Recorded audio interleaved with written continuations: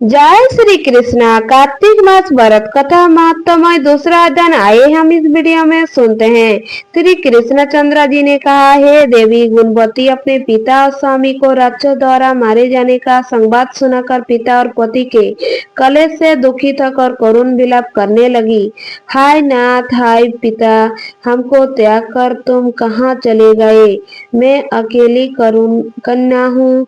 आप लोगों के बिना असहायिनी में अब क्या करूं? अब मेरे भोजन और वस्त्रादिकों की व्यवस्था कौन करेगा? घर में स्नेहपूर्वक पालन पोषण कौन करेगा? मैं कुछ भी नहीं कर सकती। मुझ विधवा की रक्षा कौन करेगा? मैं मूर्ख कहाँ जाऊं? कौन मेरे दुख को दूर करेगा? कहाँ रहूं, क्या करूं? हाय देव, मुझ पर ऐसा कब हुआ? अब कैसे जीऊं? मैं बड़ी ही बापिन हूँ।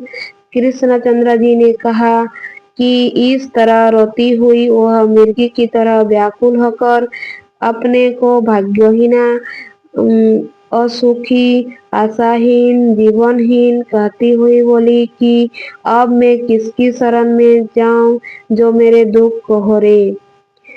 तत्पश्चात वायु में आहत अकेले के वृक्ष की तरह वह पृथ्वी पर गिर पड़ी। अधिक देर तक होश में आई, फिर भी अत्यंत करुण विलाप कर बहुत विकल होकर शोक महासागर में डूब गई। अपने घर की सारी वस्तु बेचकर सावधानी के साथ उसने अपने पिता और पति की यथाशक्ति श्रद्धादि क्रिया की। इसके पश्चात उसी पुरी में निवास करती हुई वह विष्णु भगवान की भक्ति और तप पर होकर शुद्ध तथा शांत स्वभाव से अपनी इंद्रियों को अपने वश में करके वही रहने लगी। उसने जन्म से लेकर मरण तक एकादशी का व्रत तथा कार्तिक मास का विधिवत सेवन किया। हे प्रिय, ये दोनों एकादशी और कार्तिक व्रत हमें बड़े ही प्रिय है। मुक्ति, भक्ति, पुत्र तथा संपत्ति को देने वाले परम पवित्र है।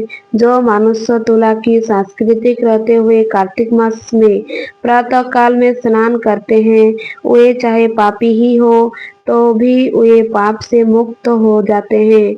जो मनुष्य कार्तिक स्नान, जागरण, दीपदान तथा तुलसी के बीच पर रक्षा करते हैं, वे साक्षात विष्णु भगवान के तुल्य है। जो भक्त कार्तिक मास में विष्णु भगवान के मंदिर की स्वच्छता तथा विष्णु भगवान का शास्ति वचन करते हैं, वे प्राणी तो जीवन मुक्त है।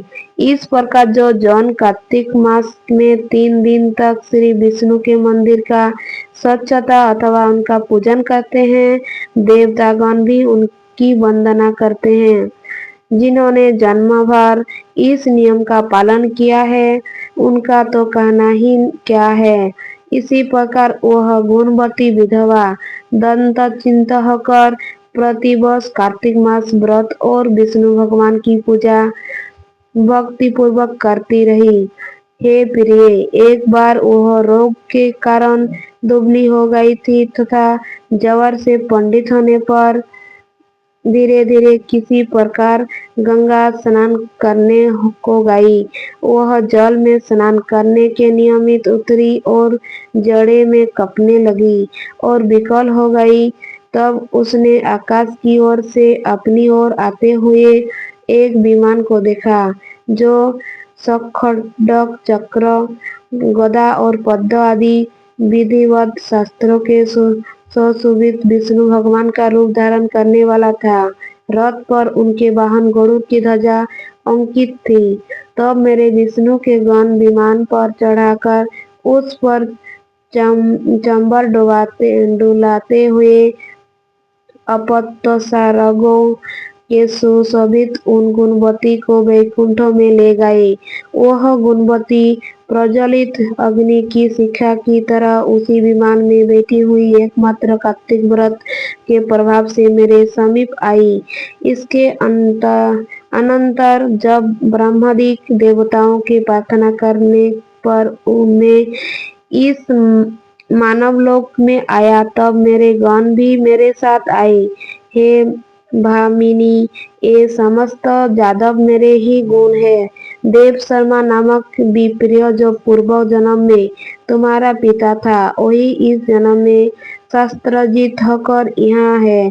जो पूर्व जन्म में तुम्हारे पिता चंद्र शर्मा थे, वही अंकुर हुए। और हे भामिनी, तू ही वह गुणवती है। कार्तिक व्रत के पुण्य से ही तू मुझे अति प्रिय है। हे सुबह, पूर्व जन्म में मेरे मंदिर के द्वार पर तुमने तुलसी का बगीचा लगाया था।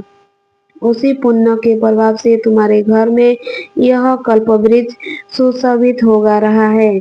पूर्व जन्म में जो तुमने कार्तिक मास में दीप दान किया था, उसी कारण तुम्हारे शरीर में शोभा और तुम्हारे घर में साक्षात अंचल लक्ष्मी निवास करती है।